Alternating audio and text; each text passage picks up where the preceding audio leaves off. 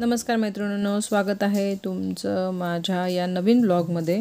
तर संध्याकाळचं मी माझं रुटीन तुमच्यासोबत शेअर करते आहे। माझी देवपूजा झालेली आहे, संध्याकाळची बरीचशी कामं आटोपली आहेत। मी आता स्वयंपाकाच्या तयारीला लागली आहे। जवळजवळ 7:30 झालेले आहेत। देवपूजा आटपून मी किचनमध्ये आलेले आहे। त्याआधी मी पाणी गरम करायला ठेवलं होतं कुकरमध्ये। मला आज बनवायची आहे डाळबट्टी, वरणबट्टी। श्रावण सोमवार आहे, शेवटचा श्रावण सोमवार आहे, तर म्हटलं चला आज आपण करूया डाळबट्टी किंवा वरणबट्टी। खूप आवडीचा असा हा पदार्थ आहे आमच्या घरामध्ये, सगळ्यांनाच आवडतो वरणबट्टी। आणि मला तरी वाटतं की खानदेशामध्ये हा सगळ्यात जास्त आवडून खाल्ला जाणारा हा पदार्थ आहे। त्यासाठी मी या ठिकाणी तुरीची डाळ छानपैकी धुवून घेत आहे। तुरीची डाळ स्वच्छ धुते मी 3 ते 4 पाण्याने, त्याच्यातले असलेले धूळ वगैरे पण निघून जाते। आणि कधीही डाळ बनवताना, कुठलीही डाळ बनवताना मी कुकरमध्ये आधी पाणी उकळते, त्याच्यानंतरच त्याच्यात डाळ टाकते। उकळत्या पाण्यात जर डाळ टाकली ना, भिजवली नाही तरी चालते, भिजवू शकता तुम्ही, पण नाही पण भिजवलं तरी चालते, तर तिची चव अजून जास्त वाढते। आणि जर डाळ उकळल्यानंतर, डाळ टाकल्यानंतर जे पाणी उकळून वरती येते ना, त्याच्यातला वरचा जो लेअर आपण जर काढून टाकलं ना, तर डाळीमुळे होणारा जे युरिक ॲसिडचा त्रास आहे ना, तो त्रास आपल्याला होत नाही। मला स्वतःला खूप भयंकर युरिक ॲसिडचा त्रास आहे, म्हणून मी या काही ट्रिक्स फॉलो करते। म्हणजे कुकरला आपल्याला डाळ शिजवायचीच आहे, आपण पातेलीत तर काही शिजवू शकत नाही, पण कुकरला शिजवताना पण ह्या जर काही टिप्स फॉलो केल्या ना, तर आपल्याला त्याचा नक्कीच काहीतरी फायदा होतो। आता वरणबट्टीसोबत शक्यतोवर वांगे बटाट्याची भाजी खाल्ली जाते, पण आज वांगा नाही माझ्याकडे, तर मी दोडकी बनवते आहे। 2च दोडकी मी घेतले आहेत, कारण की जेव्हा वरणबट्टी बनवली जाते तेव्हा सगळ्यांचा फोकस फक्त वरणबट्टी खाण्याकडे असतो, भात किंवा मग तिथे भाजी खाण्याकडे कुणाचा फोकस नसतो। स्वयंपाकाला सुरुवात करायच्या आधी माझी एक सवय आहे की मी पाणी उकळत ठेवते, थोडंसं गरम पाणी, कारण मी स्वयंपाकामध्ये सगळ्याच म्हणजे भाजी असेल किंवा आता वरणाला फोडणी देताना वरणाला लागणारं पाणी, आता मी भात चढवेल त्याच्यासाठीचं पाणी ते आधीच उकळून ठेवलं तर स्वयंपाकाला टाईम कमी लागतो। आणि प्रत्येक गोष्टीमध्ये मला शक्यतोवर गरम पाणी वापरायला आवडतं, त्याच्यामुळे मी पाणी गरम करून आधीच ठेवते। आता आज काहीच प्रिपरेशन नाही आहे, म्हणजे लसूणही माझे निवडलेले नाही आहेत, होते ते संपले, म्हणून थोडंसं मी लवकरच स्वयंपाकाला सुरुवात केली आहे। 8:30पर्यंत जेवायला बसायचं आहे, हे टार्गेट डोक्यात आहे। आणि वरणबट्टी बनवायची, तर थोडंसं लेंदी होणार आहे मला माहिती आहे, तर मी 7:30ला स्वयंपाकाला लागले, म्हणजे 8:30पर्यंत बरोबर ताटात सगळं जेवण जाईल। या ठिकाणी मी भाजी फोडणीला टाकते आहे। दोडकी मी बनवते आहे एकदम सिंपल, टोमॅटो नाही माझ्याकडे, आज टोमॅटो संपलेला आहे। जिरं, मोहरी, कढीपत्ता, लसूण आणि लाल चटणी त्याच्यात टाकते, म्हणजे चटणी पावडर, आणि दोडकी टाकली त्याच्यामध्ये। 1च चमचा मी या ठिकाणी लाल चटणी घेतली, म्हणजे तिखट घेतलं आहे, आणि बस परतवलं। त्यात मी थोडंसं जे गरम पाणी करून ठेवलं आहे ना, ते गरम पाणी त्याच्यात थोडं टाकणार आहे। त्याच्यात ग्रेव्ही तर एवढी करायची नाही आहे, थोडीशी सरसरीतच भाजी करायची आहे। त्या हिशोबाने मी तिखट आणि मीठ, हळद वगैरे त्याच्यात घालते आहे, की जेणेकरून जेवढी ती भाजी असेल तेवढं ते चवीला तसं असेल अशा पद्धतीने। तर गोष्ट अशी आहे की आपण गृहिणी असो किंवा वर्किंग असो, पण आपलं म्हणजे मोस्ट ऑफ स्त्रियांचं सगळ्यात आवडतं जे सेक्शन असतं ते किचन असतं, आणि माझंही आहेच थोड्याफार प्रमाणात। मला फार आवडतं स्वयंपाक करायला, घरच्यांना खूप चांगल्या चांगल्या वस्तू खाऊ घालायला। थोडं थकलेलं असलं तरी पण मी स्वयंपाकाच्या ठिकाणी माझी एनर्जी जागृत होते असं मला वाटतं। तर मी दोडकीच्या भाजीमध्ये थोडंसं दाण्याचं कूट टाकते, ते जे गरम पाणी करून ठेवलं ते थोडंसं त्याच्यात टाकलं, आणि दाण्याचं मी 1-1.5 चमचा त्याच्यात मी कूट टाकलेलं आहे। अशा पद्धतीने ही भाजी होणार आहे। आता ही भाजी मी दुसऱ्या गॅसवर, म्हणजे दुसऱ्या बर्नरवर शिफ्ट करून झाकून तिला शिजवते आहे। इकडे वरणही छानपैकी शिजून झालेलं आहे, त्याला मी घोटून घेते आहे। तुम्ही पाहू शकतात छानपैकी डाळ पूर्णपणे शिजवून गेलेली आहे, अशा पद्धतीने मी ते शिजवलेलं आहे। आता मी वरण फोडणीला घेते आहे। मी आधीच म्हटलं की माझ्याकडे टोमॅटो नाही आहे, पण तरीसुद्धा हे वरण साधं का असे ना, पण टेस्टी बनेल, आणि बनलंच होतं। आता मी सांगू शकते, कारण ते खाऊन झालेलं आहे। यात मी मोहरी, जिरे, लसूण, कढीपत्ता आणि हिरवी मिरची अशा पद्धतीचे त्याला मी फोडणी देते आहे, आणि छानसं असं हे वरण त्या ठिकाणी झालेलं होतं, खूप सुंदर, टोमॅटो न घालता। कारण की माझी सवय अशी आहे की मी प्रत्येक भाजीत टोमॅटो टाकते, आणि कढीपत्ता माझा प्रत्येक भाजीमध्ये असतो।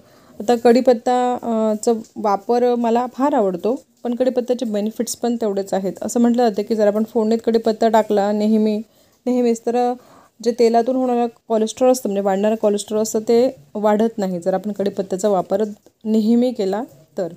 आणि कढीपत्त्यामुळे चवही छान येते, भाजी असो, आमटी असो, किंवा वरण असो, कढी असो, मोस्ट ऑफ, तर अशी मला ती सवय आहे कढीपत्ता वापरण्याची। या ठिकाणी मस्तपैकी छानपैकी मी फोडणी दिलेली आहे। आता तर या फोडणीच्या वरणाचा खूप प्रघात सुरू झालेला आहे. आम्ही लहान होतो तेव्हा आमची वरणाला फोडणी नाही द्यायची, साधंच वरण बनवायची. तरी पण आम्ही खूप आवडीने खायचो. पण आता ती चव आपली खूप वाढलेली आहे, म्हणजे आपल्या टेस्ट बड्स वाढले असं म्हणू. वरण म्हटलं की त्याच्यात आपला टोमॅटो पाहिजे, आपल्याला मोहरी, जिरे, कढीपत्ता, त्याच्यात आपल्याला मिरची हवी. अशा पद्धतीने टेस्ट बड आपण स्वतःच वाढून ठेवलेले आहेत आणि त्या पद्धतीने आपण ते बनवतो. ठीक आहे. बाहेरचं खाण्यापेक्षा घरचं थोडंसं तेल तूप जास्त असलं तर काही हरकत नाही, पण बाहेरचं जंक फूड खाण्यापेक्षा घरचं खाणं कधीही योग्य. माझं बर्नरला फोडणी देऊन झाली आहे. ते उकळण्यासाठी मी दुसऱ्या बर्नरवर ठेवलं आहे आणि आता या ठिकाणी मी त्याच कुकरमध्ये तो कुकर धुवून घेतला आहे आणि त्याच्यामध्ये मी आता भात लावत आहे. आता भातासाठीचा तांदूळ मी आधीच थोडा वेळ भिजवून ठेवला होता, जेणेकरून तो भात मऊसूत असा शिजेल. या ठिकाणी मी स्वयंपाक करताना भाजी चा रेशो कमी घेतला आहे, भात थोडं जास्त बनवला आहे आणि वरण माफक असं बनवलं आहे, म्हणजे आत्तापुरतं होईल. आणि भात जास्त बनवला आहे कारण त्याला सकाळी फोडणीचा भात होईल, तर नाश्त्याला कामी पडेल असं ते डोक्यात सुरू असतं. म्हणजे सकाळचंही प्रिपरेशन माझ्या डोक्यात आत्तापासूनच सुरू असतं की सकाळी आपल्याला काय बनवायचं. असं केल्याने सकाळी उठल्यावर डोकं शांत असतं, माहिती असतं आपल्याला काय बनवायचं आहे स्वयंपाकामध्ये. मी आत्ताच थोड्या वेळापूर्वी एक रील पाहिला की मी असं विचार करत होती, म्हणजे ती बाई म्हणत होती की थोड्या वेळ झोपून घेऊ, पण झोपेत आठवलं की चल बाई तुला आता तुझा ढाबा सुरू करायचा आहे, म्हणजे हॉटेल सुरू करायचं आहे जेवणाचं. पण खरंच का हो, आपण ते ढाबा चालवतो का घरामध्ये? ढाब्यावाले तर ते व्यवसाय घेऊन बसलेले आहेत ना, तेही त्यांच्या व्यवसायासाठीच म्हणजे त्या ठिकाणी स्वयंपाक वगैरे करतात, त्याच्यातून ते पैसे कमवतात. प्रत्येक गृहिणी तिच्या स्वयंपाकघरामध्ये जो स्वयंपाक करते तो तिच्या परिवाराच्या पोषणासाठी करते, त्यांच्या आरोग्यासाठी करते. ती जेव्हाही स्वयंपाक करते तेव्हा ती ह्याच विचाराने करते की ह्या जेवणातून माझ्या परिवाराचं पोट भरणार आहे आणि ते तृप्तीने ढेकर देणार आहेत आणि त्यांचं आरोग्य सुधारणार आहे. अशा पद्धतीने तिचं ते विचार असतात. मुलांच्या प्रती, कुटुंबातल्या प्रत्येक व्यक्तीच्या प्रती, त्यांच्या आवडीनिवडी ती सगळं काही साधून त्या पद्धतीने तो स्वयंपाक ती करत असते. तर तो ढाबा कसा असू शकतो बरं? हे एक स्वयंपाकघर आहे. हे एक पूर्ण परिवाराच्या पोषणाचं एक केंद्र आहे आणि त्या पोषणाच्या केंद्राची जी शिलेदार आहे ती तिथली गृहिणी आहे. तर ती ढाबा कसं काय चालवू शकते? ठीक आहे, चला. तर या ठिकाणी मी बट्टीसाठीचं पीठ आहे ते मळून घेतलं आहे. मी फक्त गव्हाचं पीठ घेतलं आहे. कुणी यात मक्कीचं पीठ टाकतं, दही टाकतं, नाही. मी फक्त त्याच्यामध्ये गव्हाचं पीठ, ओवा, हळद, मीठ आणि थोडंसं तेल त्यात टाकून ते पीठ मळून घेतलं आहे आणि ते खूप जास्त कडक असं मळलेलं आहे. कडक म्हणजे त्याच्यात आपण जे चपातीचं मळतो ना तसं नाही, तर थोडंसं आपण म्हणू शकतो घट्ट असं पीठ ते मी मळून घेतलेलं आहे. आता बट्टी मी खूप सोप्या पद्धतीने करते. प्रत्येकाची पद्धत वेगळी असते, पण माझी थोडी वेगळी. मी अगदी ताट ठेवून घेते आणि ताटभर पूर्ण एक पोळी लाटून घेते आणि त्याच्यामध्ये तेल लावून तिला रोल करून घेते आणि असे तिचे 3 भाग बनवते. म्हणजे एका त्या मोठ्या चपातीमधून माझ्या 3 बट्ट्या होतात आणि अशा पद्धतीनेच मी त्या बट्ट्या करते आणि खरंच खूप छान ह्या बट्ट्या बनतात, फास्ट बनतात. आपण एक बट्टी लाटत बसलो ना खूप वेळ जातो.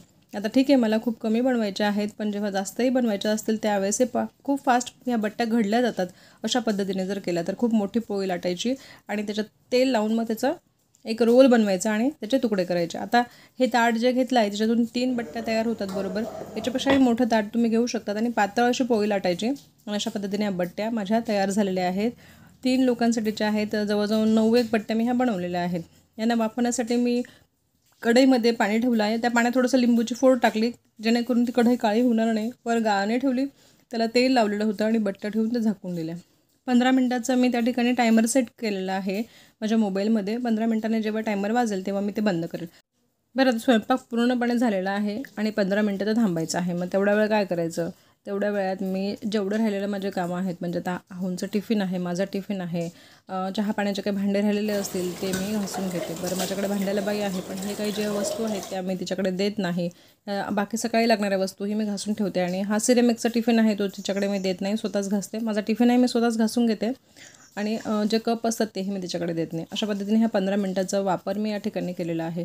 तर मैत्रिणींनो, मला असं म्हणायचं की प्रत्येक समृद्ध दिसणाऱ्या घरामागे, म्हणजे अगदी हॅप्पी दिसणाऱ्या घरामागे एक कष्टाची जोड असते, ती पार्श्वभूमी असते, ती कुणालाही समजत नाही. फक्त आपल्याला असं वाटतं की अरे हे किती आनंदी आहेत, यांच्याकडे किती वस्तू आहेत, हे यांच्याकडे किती पैसा आहे, असं आपण म्हणतो.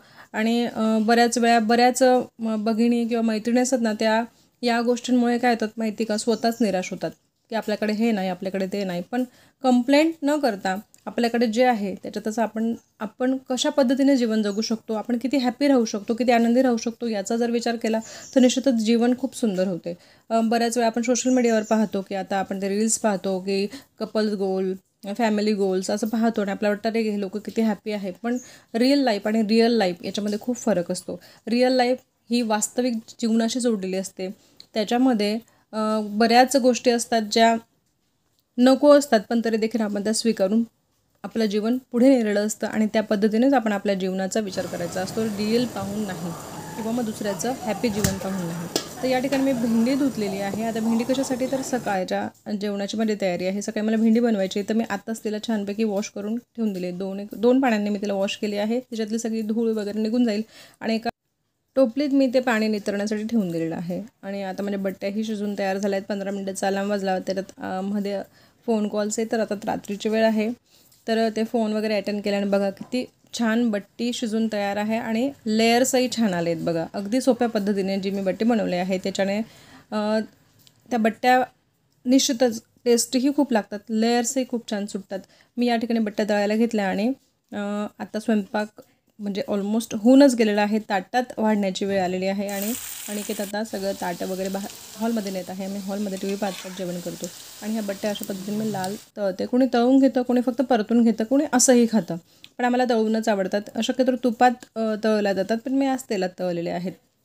अशा पद्धतीने बघा ह्या बट्ट्या अगदी लेअर सुटलेल्या, अगदी पावाप्रमाणे आपण ना पाव जसे असतात तसेच अगदी छान. बघा तुम्ही पाहू शकतात सुंदर असं त्यांचा कलर आलेला आहे आणि तितका सुगंधित आणि सुंदर अशा या बट्ट्या तयार झालेल्या आहेत. सिम्पलचं जेवण आहे.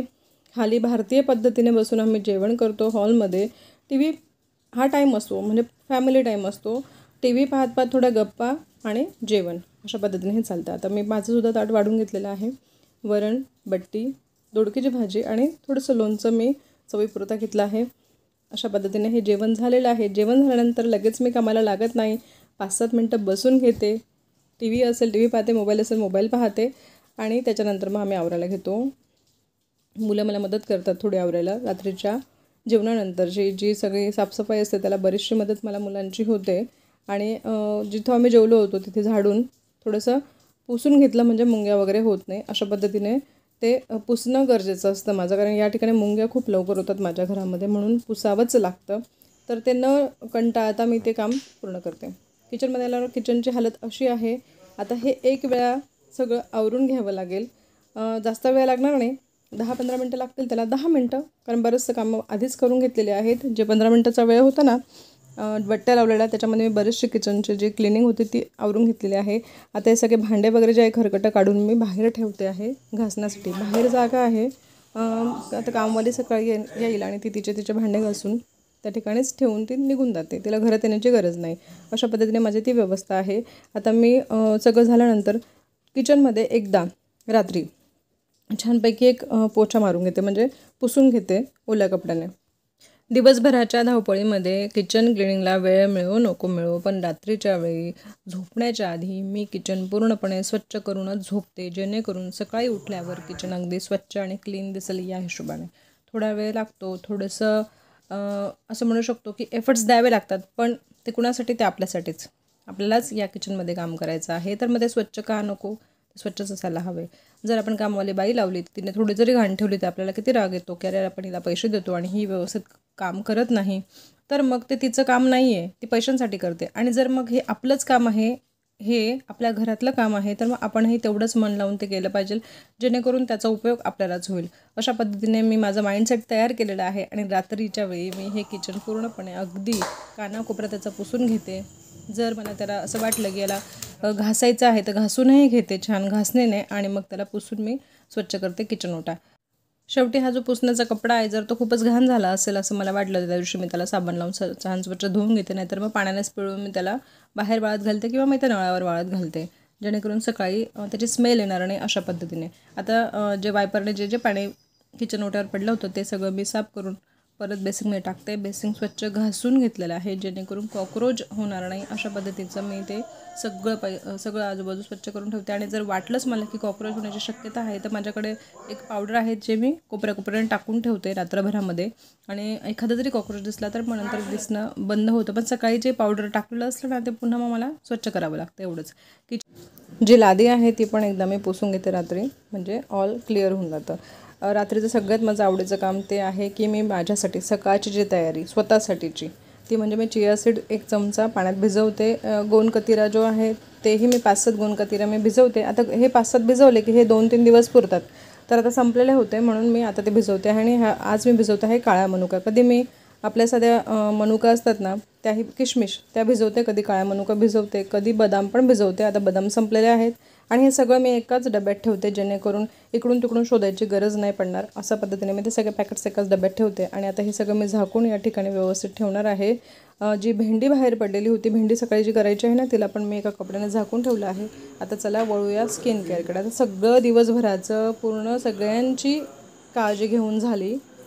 आपली स्वतःची काळजी घेणंही तितकंच गरजेचं असतं. आपला चेहरा हे आपल्या मनातलं प्रतिबिंब आहे असं समजा. आपल्या मनात जे विचार चालू असतात ते आपल्या चेहऱ्यावर उमटतात. आणि चेहऱ्यावरूनच आपल्याला लोक ओळखतात की हिच्या मनामध्ये काय चालू आहे, किती टेन्शनमध्ये आहे, की किती थकलेली आहे किंवा किती आनंदी आहे. म्हणून ह्या चेहऱ्याने जर एवढं सगळं काही गोष्टी साध्य होतात तर मग का नाही, याच्याकडे थोडंसं लक्ष दिलं तर काय बिघडतं. पूर्ण दिवसभराचं जो थकवा असतो, जो स्ट्रेस असतो तो ह्या छोट्याशा मसाजने रिलीज होतो. अशा पद्धतीने माझं हे स्किन केअर असतं. रात्री रोज मी ते न कंटाळता न आळस करता मी ते करते. कारण हे माझं स्वतःसाठीचं असतं आणि ते मला असं वाटतं जसं मी सगळ्या कामांना न्याय देते माझ्या, तर मग या ठिकाणी अपूर्णता का, म्हणून मी ते स्किन केअर रोज फॉलो करते. आणि होईल तो फायदा होईल, पण एक समाधान असतं की नाही आपण स्वतःसाठीही काहीतरी केलं रात्री झोपण्यापूर्वी. अशा पद्धतीने हे माझं स्किन केअर आहे, हे रुटीन आहे. या ठिकाणी मी माझा व्लॉग थांबवते आहे. मैत्रिणींनो, तुम्ही जर या व्हिडिओवर शेवटपर्यंत असाल तर निश्चित माझ्या व्हिडिओला लाईक करा, सबस्क्राईब करा. काही सजेशन असेल तर निश्चित मला सांगा. तर भेटूया पुढच्या व्लॉगमध्ये. स्वस्त रहा, मस्त रहा आणि एनर्जेटिक रहा.